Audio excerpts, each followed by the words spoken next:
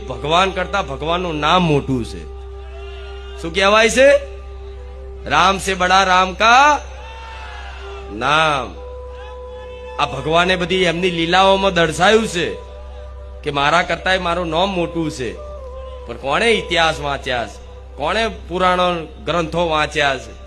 બસ બધા પોતપોતાની મસ્તીમ છે. પણ છતાંય ભલે ગ્રંથો ના વાંચ્યા હોય, ઇતિહાસ ના જાણ્યો હોય, પણ થોડી ઘણી મારા ભાવિક ભક્તોને અંદર એક સમજ આવે, નામ પ્રત્યે વિશ્વાસ આવે ને, એવી નાની મોટી કંઈક ને કંઈક કથાઓ કહેતી રહીશ તો મારા ભક્તોની આસ્થા વધે નામ ઉપર.